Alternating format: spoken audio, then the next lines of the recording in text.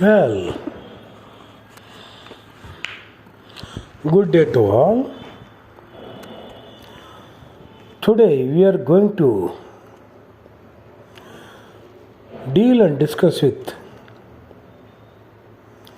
Empire of Magadha. Now let me tell you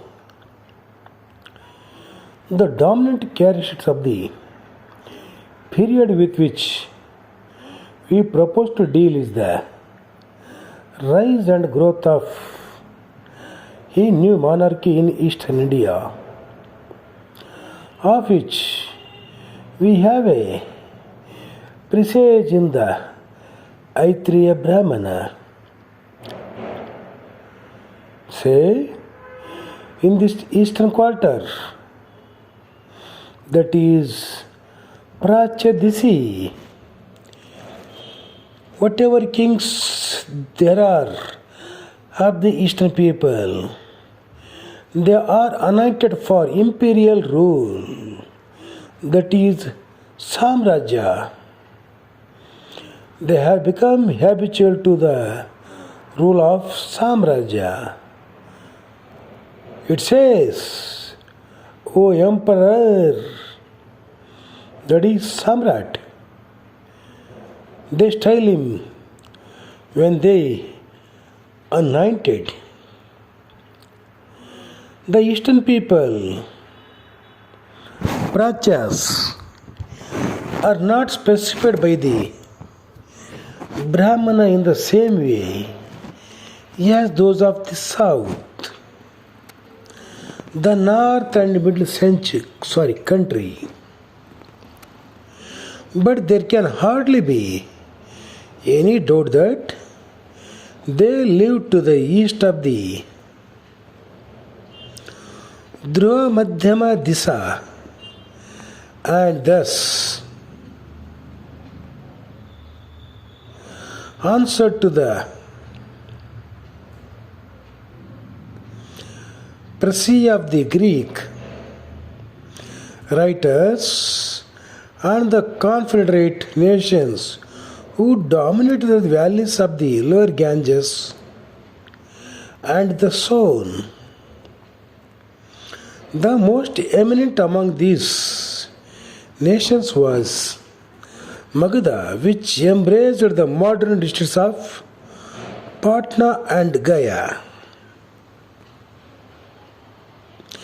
Several factors contributed to the greatness of the new star in the firmament of Indian politics. It occupied a strategic position between the upper and the lower parts of the Gangetic plain. It possessed an impregnable fort in a mountain fastness and built at the confluence of two mighty streams, the highways of trade and commerce in those days. It had a fertile soil, and its resources included an elephant crafts which was truly formidable. But advantages of position and material resources alone cannot rise a nation to eminence. It is the character and the spirit of the people that gives all their life and efficacy to them. As in Western Europe, so in Magadha we have a commingling of races and cultures. Kikatos and other Anaras blended here with priestly and fighting clans of Aryan. India, as Celts did with Latin and Teutons in Gaul and some neighboring lands of Western Europe. It is possible to detect two strands in the cultural as well as the ethnic texture of the Magadhan people. The same race that produced furious warriors and exterminators of princes, and peoples listened to the quiet teachings of Mahavira the Jinnah and Gautama the Buddha. It played a part in the evolution of a universal religion, as it did in the foundation of a pan Indian empire. The wide lookout of the Magadhans was not a little due to the absence of the rigidity that marked the social polity that evolved on the banks of the Saraswati and the upper Ganges. In their realm, Brahmins could fraternize with Vratyas. Kshatriyas could admit plebeians, that is Sudras, Sudra girls, to their harem.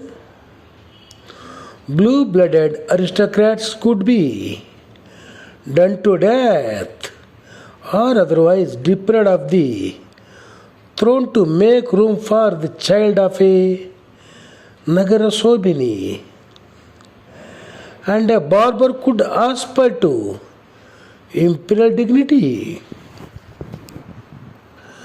Magadhan kings and statesmen were sometimes ruthless in their methods, but they had the wisdom to establish an efficient system of government in which high bureaucratic functionaries, Mahamatras, as well as village headmen, that is Gramikas, had their share.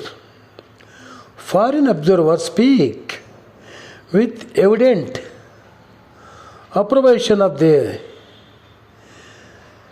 judiciary, roads, irrigation works, and care of alien residents.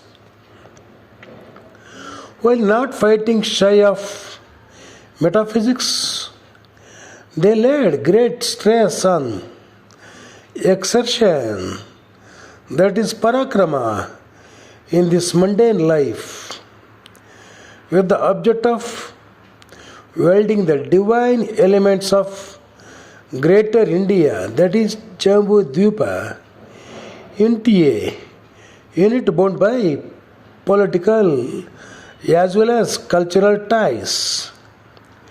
This was facilitated by the ancient idea of the all-encompassing Purusha, that's later called Mahapurusha, the great being, and his political counterpart, the sole sovereign, Ekarth or Chakravartin. In the Magadha ministry, the rulers of the Prasi had an instrument which they could use for popular education and inspiration in the times of trouble and despondency. We owe much of our knowledge of ancient times to these bards. The early dynastic history of Magadha is shrouded in darkness. We have occasional glimpses of warlords and statesmen, sometimes probably entirely mythical, others having more appearance of reality. True history commences with the famous Bimbisara of the Haryanka, that is Haryanka Kula, who launched his people in that career of conquest and aggrandizement, which only ended when Asoka sheathed his sword after the conquest of Kalinga. The famous family of Bimbisara was responsible for the fortification of a village at the confluence of the Son and the Ganges, which grew into the city of Pataliputra and soon replaced the old capital Giriv Raja and Rajagraha. It also saw and actively supported the growth of the religious movements of that's associated with Vardhamana Mahavira and Gautama Buddha. According to Buddhist tradition, the Bimbisardis made room for a new line styled Saisunaga. The Puranic chronicles, however, do not distinguish between the two families and make Saisunaga the common ancestor of the kings belonging to both the groups.